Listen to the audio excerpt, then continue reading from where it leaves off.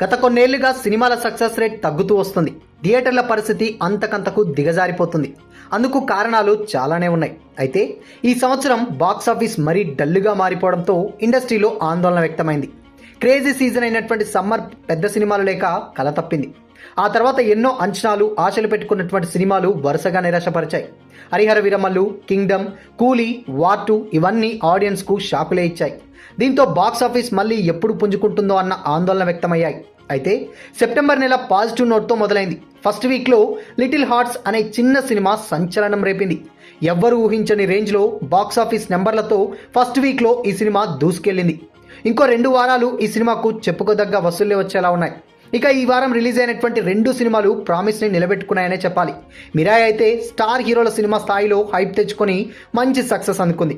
ఈ సినిమా గురించి ఇండస్ట్రీలో కూడా ఇంటర్నల్గా చాలా పాజిటివ్గా మాట్లాడుకుంటున్నారు. తేజ సజ్జా లాస్ట్ మూవీ హనుమాన్ లాగే పాన్ ఇండియా రేంజ్లో సెన్సేషన్ క్రియేట్ చేయగల సత్తా ఉన్న సినిమా అంటున్నారు.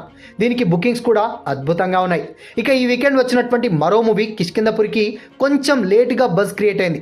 2 రోజుల ముందే పెయిడ్ ప్రీమియర్స్ వేగా కిష్కింధపురికి ఫుల్ పాజిటివ్ ఫీడ్బ్యాక్ వచ్చింది. ఎవ్వరూ సినిమా గురించి నెగిటివ్గా మాట్లాడలేదు.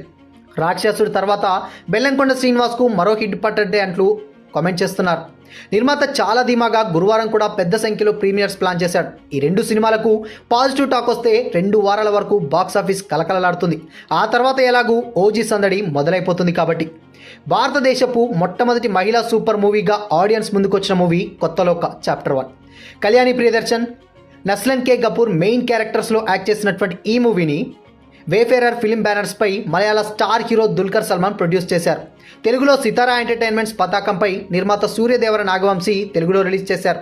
లేటెస్ట్గా థియేటర్లోకి వచ్చినటువంటి ఈ మూవీ బ్లాక్ బస్టర్ సక్సెస్ని సాధించింది.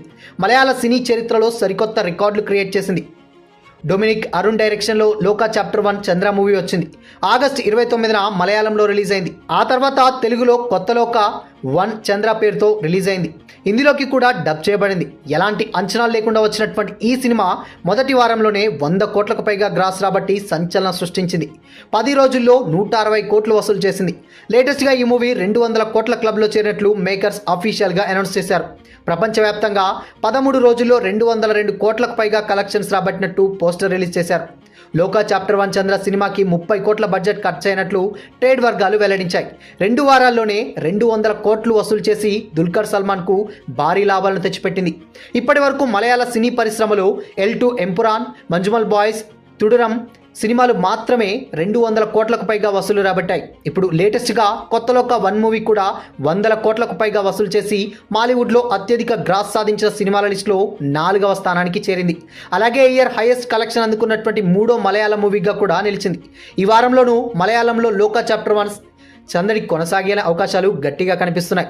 దేశంలోనే మొట్టమొదటి ఫీమేల్ సూపర్ హీరో మూవీలో నటించడం గర్వంగా ఉందని హీరోయిన్ కళ్యాణి చెప్పుకొచ్చింది. సినిమా హిట్ అయిన దగ్గర నుంచి అందరూ నన్ను ఫీమేల్ సూపర్ హీరో అని పిలుస్తున్నారు అని, నా ఆనందానికి మాటల్లో చెప్పలేనని, ఈ సినిమా కోసం నాతో పాటు మా టీం అంతా బాగా కష్టపడ్డారు, సక్సెస్ క్రెడిట్ నాతో పాటుగా వాళ్ళకు కూడా దక్కుతుంది అని చెప్పుకొచ్చింది.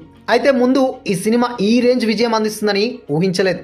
మంచి సినిమా చేయాలని మాత్రమే ఆలోచించాను. షూటింగ్ చేసే టైంలో ఖచ్చితంగా సక్సెస్ అవుతుందని అర్థమైంది. సినిమా మొత్తాన్ని నేను భుజాలపై వేసుకొని మోసానని అభినందిస్తున్నారు. కానీ మా టీంలో స్త్రీలు పురుషులు అనే తేడా లేకుండా ప్రతి ఒక్కరూ ఎంతో కష్టపడ్డా. లోకా మొదటి ఫీమేల్ సూపర్ హీరో సినిమా కావడం వల్ల ఎంతోమంది స్ఫూర్తి పొందుతున్నారని చెప్పుకొచ్చింది. హీరోయిన్స్ కూడా ఎలాంటి పాత్రల్లోనైనా చేయగలరు అనే నమ్మకం కలిగించిందని కళ్యాణి ప్రియదర్శన్ చెప్పారు. మొత్తంగా కొత్తలోక ఒక సెన్సేషన్ క్రియేట్ చేసిందనే చెప్పాలి.